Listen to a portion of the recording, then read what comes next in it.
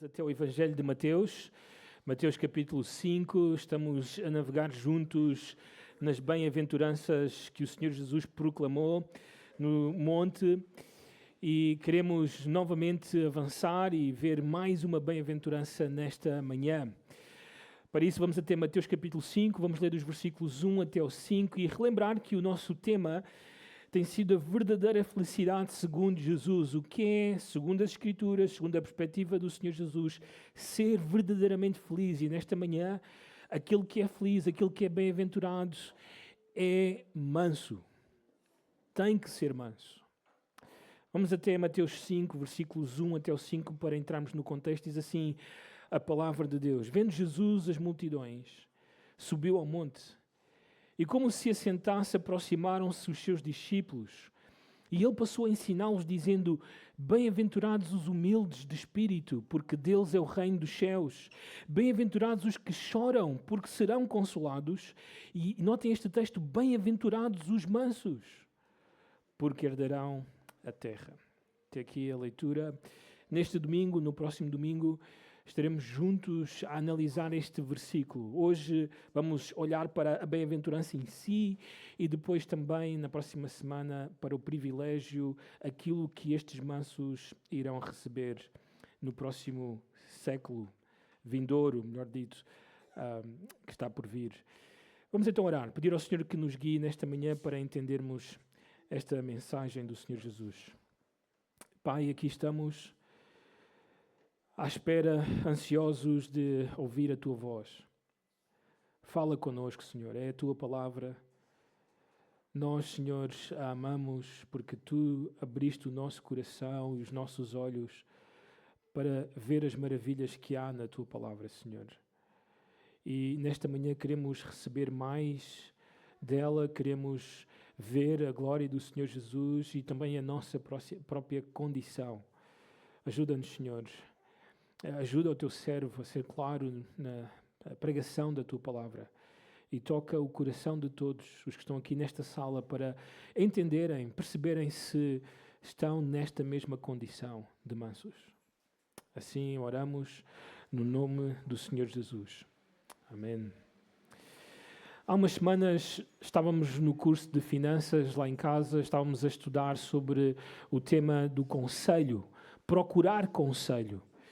E alguns versículos surgiram no meio do estudo. Alguns destes versículos diziam: o sábio dá ouvidos, melhor dito, aos conselhos.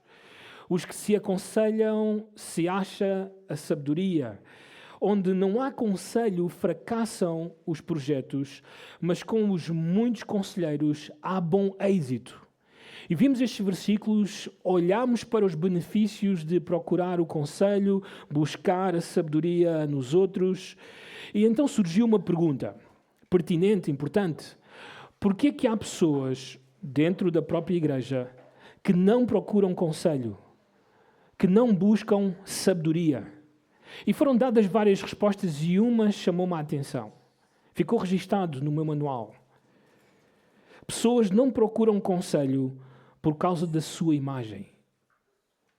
Elas estão sempre preocupadas com o que os outros pensam delas, o que dirão delas, e por isso preferem passar uma imagem de que são muito sábios e não precisam de mais sabedoria. Agora, isto é um facto. Nós, quando olhamos para o mundo lá fora, nós percebemos que as pessoas estão obcecadas com a sua própria imagem, com a sua própria reputação. Muitas vezes nós temos ouvido de acusações de difamação. Aliás, nós acreditamos que nos nossos dias nunca antes houve em tribunais em Portugal tantos processos de acusações por difamação, por calúnia. Nas redes sociais multiplicam-se as publicações em defesa da honra, o direito de resposta nos jornais. Tudo isto em prol de defender-se, de mostrar o outro lado da difamação, de tentar repor a minha imagem diante deste mundo. Bem, este cenário do mundo é normal. O que não é normal é ver esta mesma atitude no seio da igreja, dentro da própria igreja. Irmãos que outrora olhavam para a igreja como um lugar onde podíamos confessar os nossos pecados, onde podíamos abrir o nosso coração uns aos outros, onde podíamos procurar ajuda uns aos outros. Agora desconfiamos uns dos outros, fechamos o coração uns com os outros e até há casos de irmãos que levam para tribunal acusações de difamação de outros irmãos. Há igrejas que se tornaram tudo para com o mundo porque não suportam por um minuto que o mundo não goste delas. Tudo isto em prol da imagem, em prol da reputação. Agora, o que é mais interessante é que o Senhor Jesus não parecia tão interessado em defender a sua reputação. E deixem-me que vos diga, se houve homem no mundo que teve a sua reputação, a sua imagem mais manchada, foi o Senhor Jesus. A calúnia foi implacável. Os rumores quase nunca tiveram uma correção. As meias-verdades eram demasiado desonestas para serem respondidas. E no final, o bom nome que nós vemos no livro de Provérbios, que é bom para o homem sábio, aquele que era o maior homem de sempre foi arruinado em Jerusalém. As multidões que horas antes aclamaram-no como rei, agora crucificaram-no como criminoso. Bem, tudo começou com o seu nascimento. Lembram-se? Quando o Senhor Jesus nasce de uma mulher que ainda não era casada. José não era o seu pai. Por isso, Mateus escreveu o seguinte: mas José, seu esposo, sendo justo e não a querendo infamar, resolveu deixá-la secretamente, divorciar-se dela por causa do desposamento, do noivado. No entanto, nós sabemos que José chegou à verdade por meio de um anjo, casa com a sua noiva. No entanto, é interessante que este casamento não foi feito para eliminar a reputação ou a imagem que ficou desta situação. Esse não era o plano de Deus. Aliás, Deus não parece interessado em tirar de cena a desgraça pública desta família.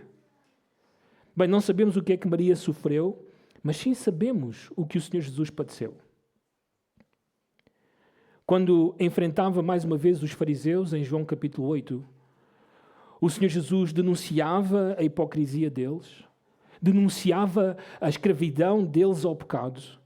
Então o Senhor Jesus disse isto acerca deles: vós fazeis as obras do vosso pai. E nós sabemos, no contexto, está a falar do diabo. Eles são filhos do diabo, diz o Senhor Jesus. Bem, estes tinham um trunfo na manga. Sempre que a verdade vinha de alguma forma contra eles, eles sabiam: nós vamos usar esta carta contra o Senhor Jesus. Então notem o que é que eles disseram: nós não somos bastardos, temos um pai, que é Deus. Sabem o que é que eles estão a dizer? Que o Senhor Jesus é filho da fornicação, que o Senhor Jesus é filho do adultério. Era assim que falavam do nosso Senhor, do nosso Salvador. Bem, muitas outras coisas foram ditas. Notem o que disseram de João Batista e do Senhor Jesus. Em Mateus capítulo 11, versículo 18 e 19, pois veio João, que não comia nem bebia, e dizem: tem demónio. Veio o Filho do Homem, que come e bebe, e dizem: eis aí um glutão e bebedor de vinho, amigo de publicanos e pecadores. Em Mateus capítulo 9, 34, diziam isto acerca do Senhor Jesus: pelo maioral dos demónios, ou seja, por Satanás, pelo diabo, é que ele expele os demónios.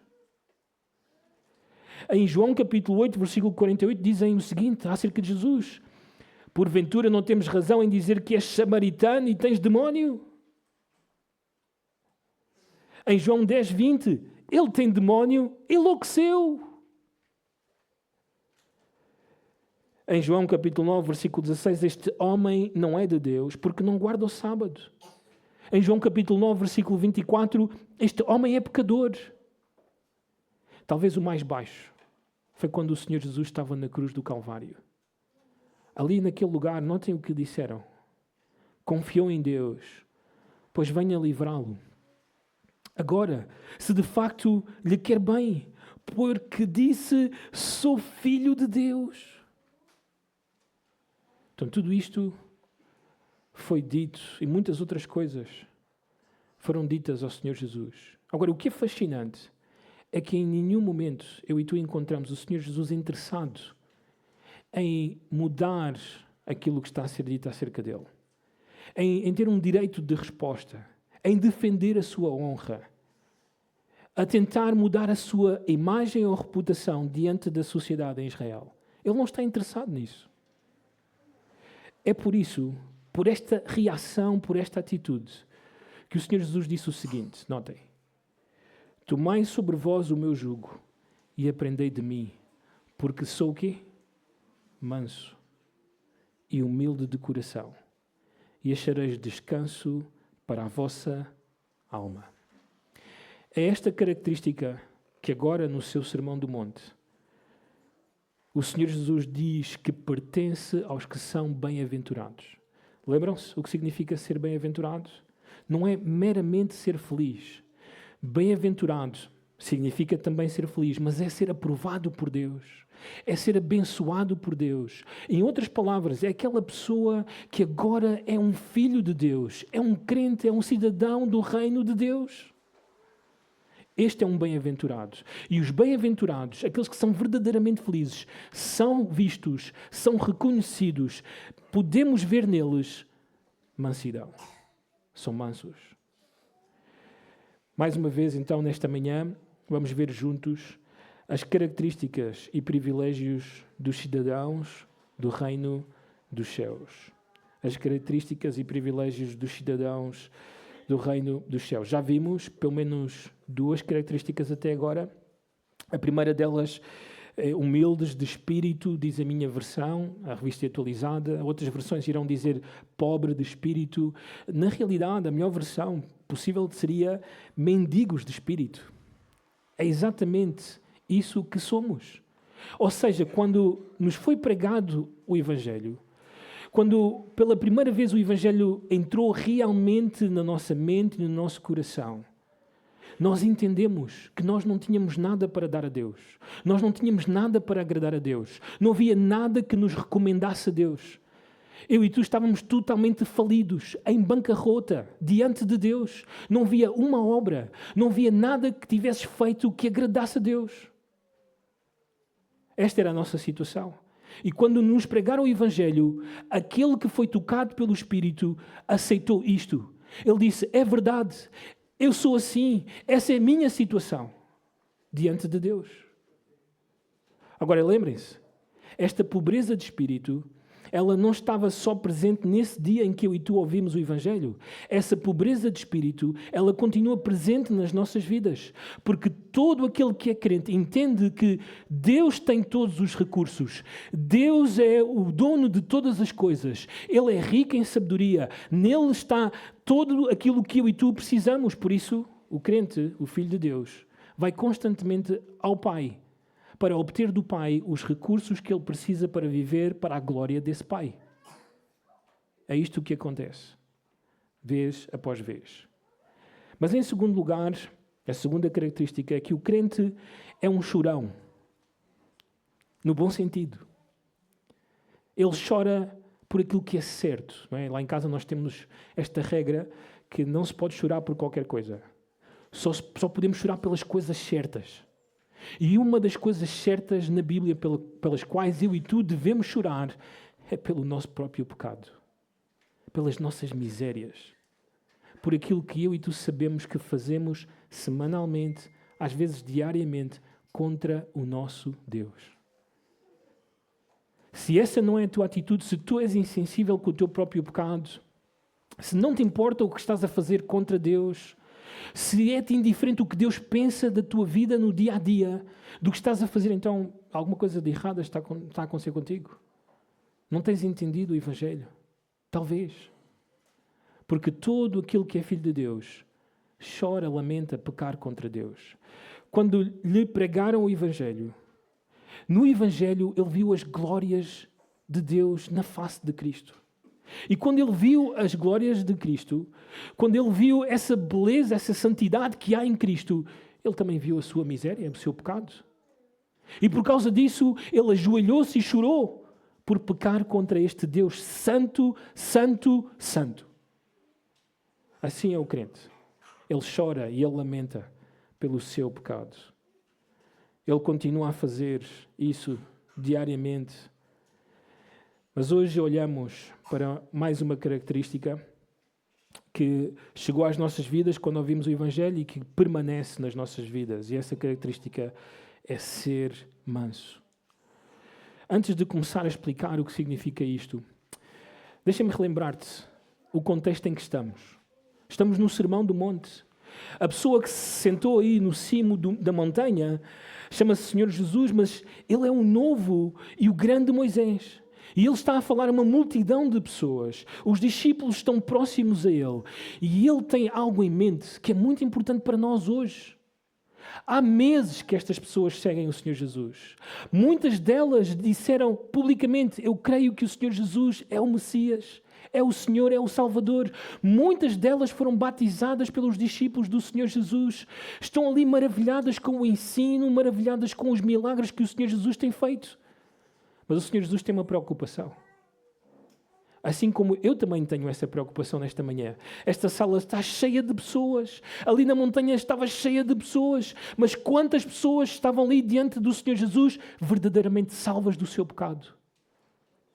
Verdadeiramente nascidas de novo? Quantas pessoas realmente pertenciam ao reino de Deus?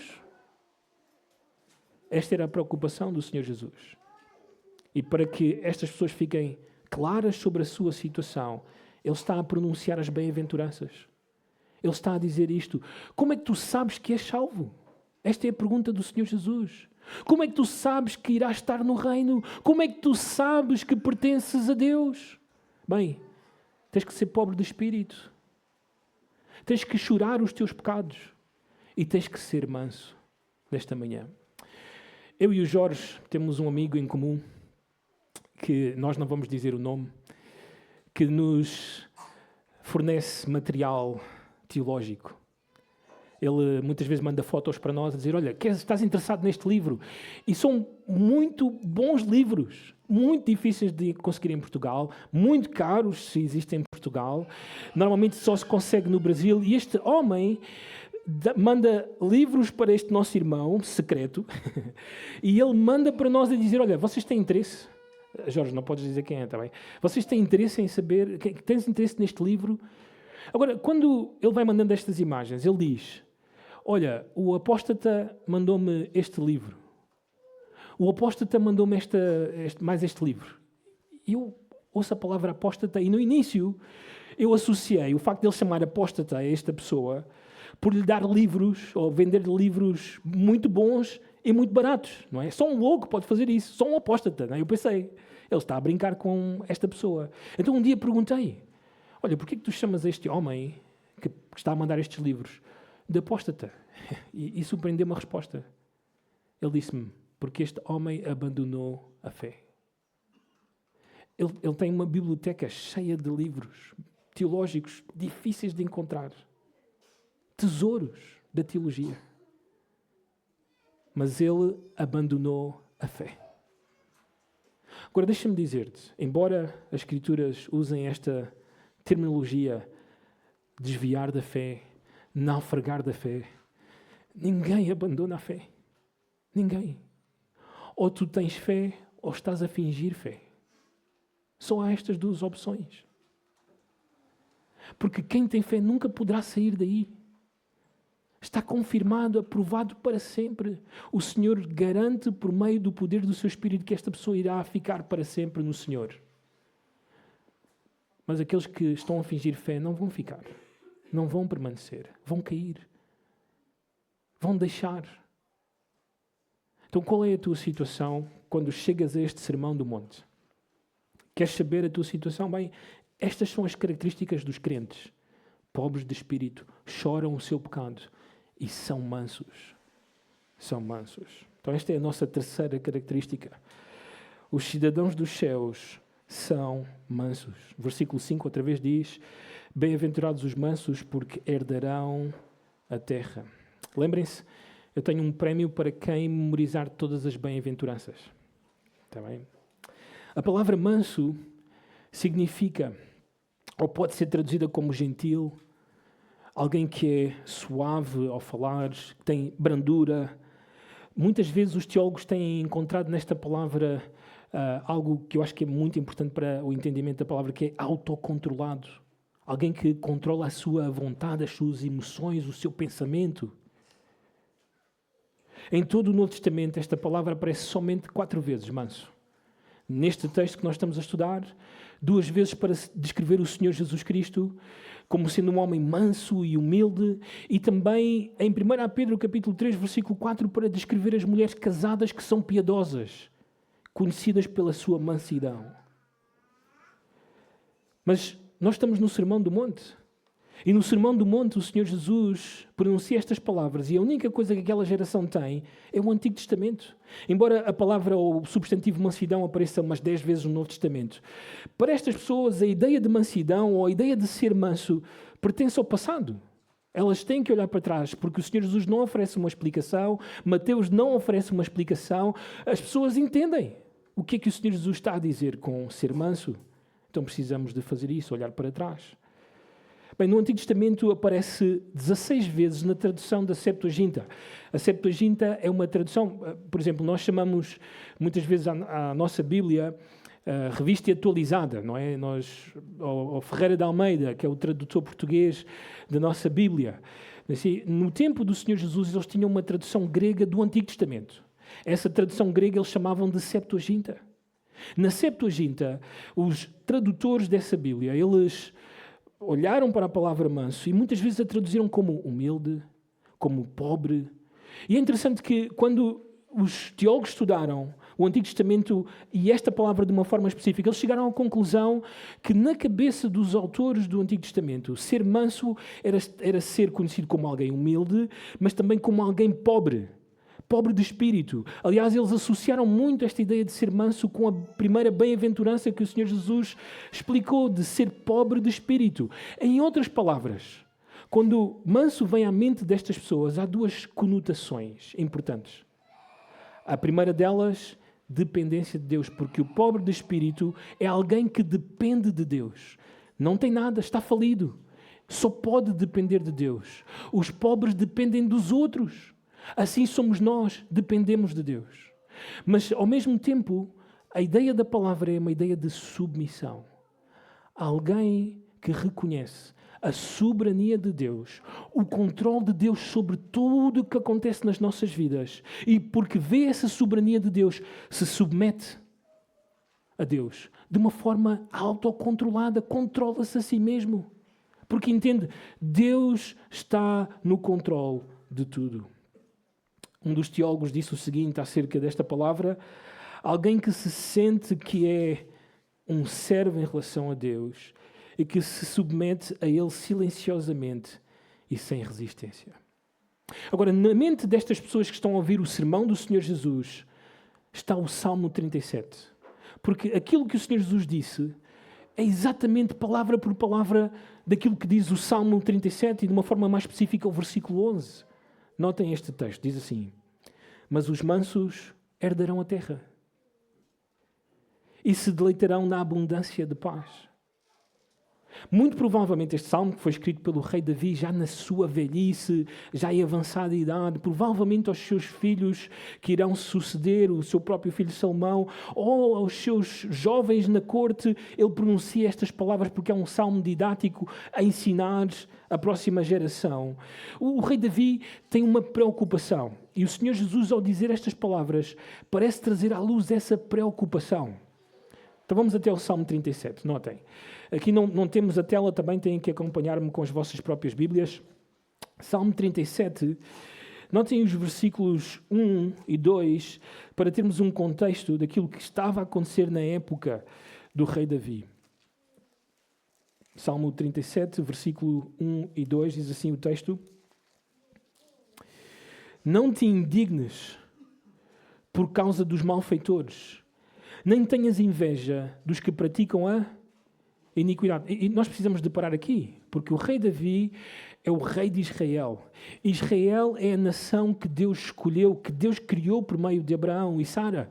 Israel é a nação com quem Deus fez uma aliança, a aliança abraâmica, e com quem Deus fez também uma aliança, a aliança mosaica, a quem Deus entregou os seus mandamentos, os seus oráculos. É a nação que Deus chama a menina dos seus olhos. É uma nação preciosa para Deus. Mas notem como está a geração do rei Davi. o maior rei até à época. Um rei que amava, que era segundo o coração de Deus, que se esforçou para trazer a nação a Deus. Como é que está a nação? Malfeitores. Praticam a iniquidade.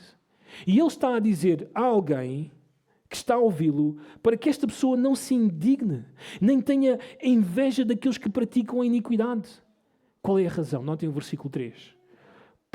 Ou versículo 2, melhor dito. Pois eles dentro em breve definharão ou morrerão como a relva e murcharão como a erva verde. Então o rei David diz, não te preocupes, porque em breve estas pessoas vão ser julgadas por Deus. Deus vai ter com elas.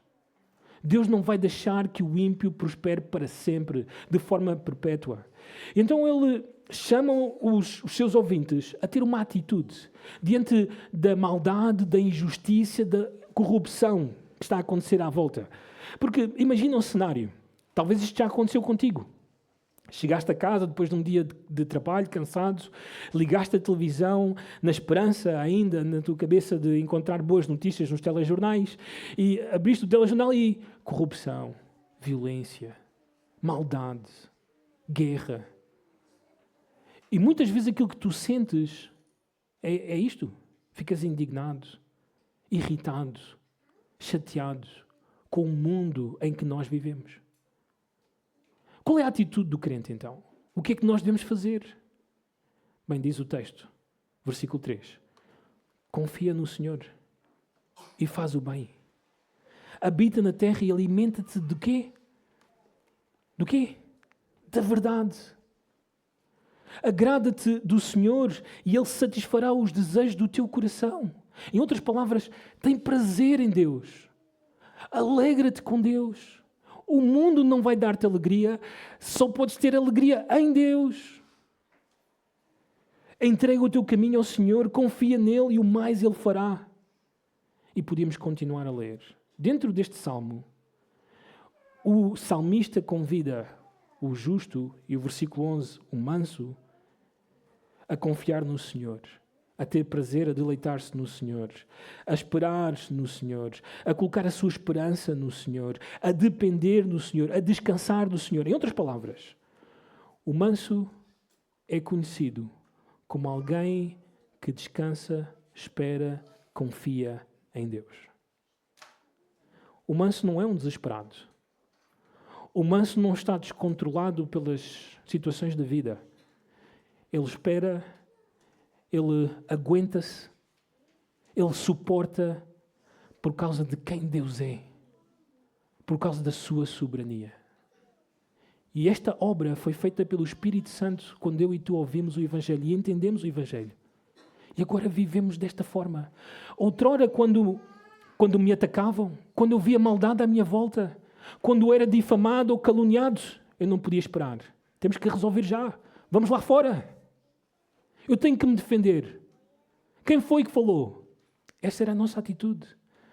Mas aquele que agora está em Cristo, transformado pelo Evangelho do Senhor Jesus, não tem este tipo de atitude mais. Ele espera em Deus porque Deus vai fazer o julgamento. Deus é o vingador. Deus sabe. Deixa-me ilustrar isto. Vamos até Números. Números capítulo 12.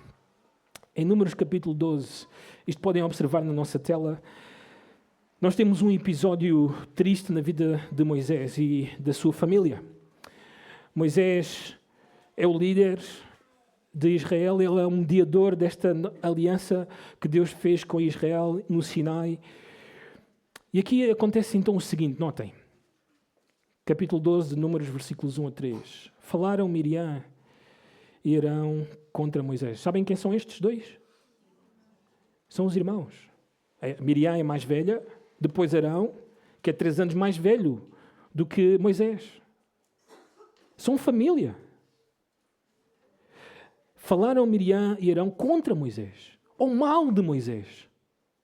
Muito provavelmente foi isto que aconteceu. Irmãos, reúnam-se. O nosso irmão acabou de fazer isto. Publicamente fizeram. Não chamaram para uma tenda Moisés e conversaram com ele. Não. Publicamente, com os anciãos de Israel. denunciaram alguma coisa de errada na vida de Moisés. Por causa da mulher cuxita, que tomara, pois tinha tomado a mulher cuxita, não entendemos a razão para isto. Porque o texto não nos oferece, não nos diz que esta mulher era pagã, ou que adorava outros deuses. Talvez, o melhor que nós podemos pensar que ia na mente destes dois, é de que a família, por norma, casava dentro do próprio clã, dentro da própria tribo. Não é? O pai de Moisés, Arão, diz-nos Êxodo capítulo 3, ele foi até dentro da sua própria tribo, a tribo de Levi, e buscou uma esposa ali, para ele. Talvez esta fosse a expectativa com Moisés, depois que ficou viúvo de Zípora. Mas ele casou com uma mulher cuxita, que não é de Israel. Então diz o texto, e disseram, porventura, tem falado o Senhor somente por Moisés? Não tem falado também por nós? O Senhor o ouviu. Era o varão Moisés muito manso, diz o texto, mais do que todos os homens que havia sobre a terra. Muito interessante, todo este pequeno episódio na vida de Moisés. Bem, talvez a razão pela qual eles se levantaram contra Moisés esteja no versículo 2. Talvez há uma inveja nestes dois irmãos, pela importância, pela forma como o Senhor usa Moisés. Não sabemos, não há muitos detalhes, não é o foco do autor mostrar-nos a razão deste episódio, mas sim que estes irmãos falaram mal publicamente de Moisés. Então o autor, Moisés, movido pelo Espírito Santo, diz-nos duas coisas importantes. A primeira delas é a razão para a nossa mansidão. O Senhor o quê? O Senhor o quê? O Senhor ouviu. Irmãos, o Senhor ouve. O Senhor sabe. O Senhor vê. O crente vive com esta confiança. Qualquer injustiça, qualquer coisa que tenha feito contra nós, qualquer coisa que não foi dita que não é digna sobre nós. Irmãos, o Senhor ouve, o Senhor sabe, o Senhor vê. E Ele se vingará. A seguir, nós não vemos nenhuma reação de Moisés. Moisés não se pôs a discutir com os seus dois irmãos publicamente. Não fez um artigo em defesa da honra. Não chamou os jornais para dizer algo em contra do que foi dito em contra dele. Não. Ele simplesmente diz, um homem muito manso. Em outras palavras, ele não revidou. Ele não respondeu. Ele não tentou defender-se. No versículo 4, que não temos na nossa tela, o Senhor apareceu e o Senhor fez o seu julgamento a Miriam e a Arão. Isto ensina-nos qual deve ser a atitude do crente. Em primeiro lugar, a sua mansidão vem, o seu autocontrole existe, ele descansa e espera em Deus porque ele sabe, Deus ouviu, Deus viu, Deus sabe. Mas não somente isto é parte. É importante, é uma razão, um fundamento para a nossa mansidão, mas nós não podemos ser mansos se não houve uma obra interna no nosso coração. É inútil tentar ser um manso moralista, tentar aplicar mansidão a ti mesmo quando tu não tens o poder que Deus dá para ser manso. Precisas do Espírito. Moisés era um crente. O Senhor Jesus era um homem de Deus. E aqui, os que estão nesta sala, muitos são filhos de Deus. Nós podemos ser mansos. E a razão está por aquilo que o Espírito Santo fez na nossa vida. Como entender isto? É interessante. A primeira bem-aventurança fala acerca da nossa falência espiritual, de que nós não temos nada para agradar a Deus. A segunda bem-aventurança fala acerca do nosso pecado, de como nós somos vis, de como nós somos miseráveis, como nós somos dignos do inferno. Vocês lembram-se da pregação de João Batista, do que ele dizia aos fariseus, aos mestres da lei daquela época? Raça de quê? Víboras. Tu sabias que o apóstolo Paulo, em Romanos capítulo 3, diz acerca de toda a humanidade que nós somos raça de víboras? Nós também somos. Qual é a tua atitude quando alguém te confronta com o teu pecado? Bem, deixa-me contar-te a atitude dessa geração. Quando João lhes chamou raça de víboras, eles ficaram indignados. Quando João lhes disse, vocês vão arder no fogo de Deus, eles ficaram irritados. Quando o Senhor Jesus lhes disse, hipócritas, eles ficaram fora de si. Passaram a insultar o Senhor Jesus. Qual é a tua reação quando alguém se aproxima de ti e diz-te, tu és pecador, tu és miserável, tu és mentiroso, tu és covarde, tu és preguiçoso, tu és passivo, és um mau líder, és um mau pastor? Qual é a tua reação? O que é que tu vais fazer? A nossa reação demonstrará se nós somos ou não mansos. Se nós temos esta característica. Se nós acreditamos que Deus sabe, que Deus vê, e se estamos com o autocontrole nas nossas vidas. Nós facilmente aceitamos dizer que somos pecadores, mas não aceitamos que outros digam o que somos ou que nos condenem. Ficamos ressentidos, magoados, amargurados. E é isto que o Senhor Jesus está a apelar. Bem, como é que eu sei que eu sou salvo? Como é que eu reajo quando sou confrontado com o meu próprio pecado? O Senhor colocou-me numa igreja. Eu considero a igreja, porque a Bíblia assim diz, uma família. Eu não sei qual é a tua experiência de família, mas na minha família, tanto a que eu tive antes como a que eu tenho hoje, há confrontação de pecados. A minha mãe e o meu pai me confrontavam com o pecado. A minha esposa hoje confronta-me com o pecado e vice-versa. Nós confrontamos os nossos filhos com o pecado. É uma norma, é normal na nossa família. Assim deve ser na igreja. Na igreja nós somos chamados a fazer isto uns com os outros. Para o bem uns dos outros. Para sermos estimulados às boas obras. Mas, tristemente, sabem, até mesmo fruto dos desigrejados que andam pelo mundo fora, tristemente, cada vez menos as pessoas aceitam a confrontação dos seus próprios pecados. Estão orgulhosas demais. Estão cheias de si, muito preocupadas com a sua própria imagem. E isto não é bom para a igreja. Notem o que o Dr. Lloyd Jones disse acerca do que significa ser manso. Ele disse, o homem manso é alguém que acredita em defender com tal empenho a verdade que se dispõe até a morrer por ela. Se for necessário, os mártires foram pessoas mansas. Melhor dito, se for necessário, os mártires foram pessoas mansas, mas jamais foram débeis ou fracos. Foram homens fortes e, contudo, mansos. O que nos está a dizer o Dr. Lloyd Jones é que ser manso não é ser indolente. Alguém que é indiferente ou que é insensível quando é confrontado com o seu pecado. Não lhe importa, é apático. Tanto me dá. Não é isto.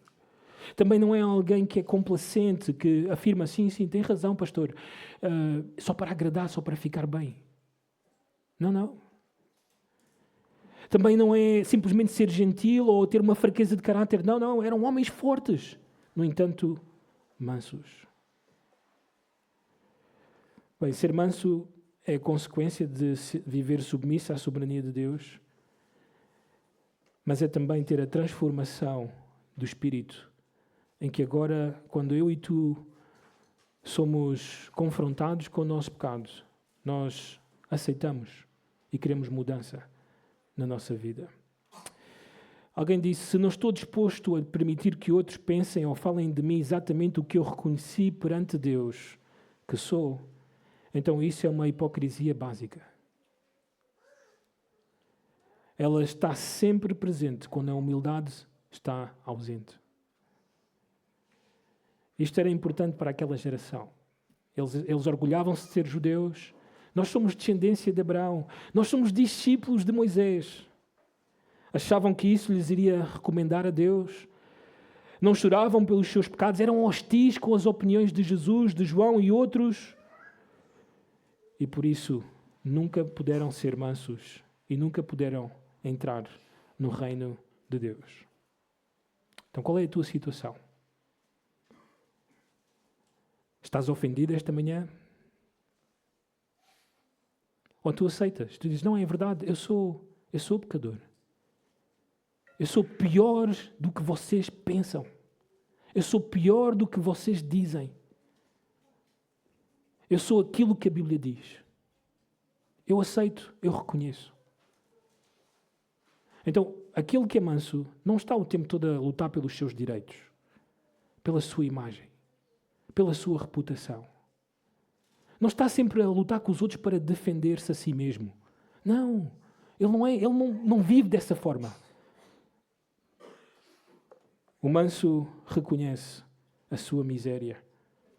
E então não há orgulho, mas o que vemos é a humildade. Deixa-me terminar com o exemplo do Senhor Jesus, porque Ele é o exemplo máximo de mansidão. Li isto num livro que tem sido de grande impacto para mim.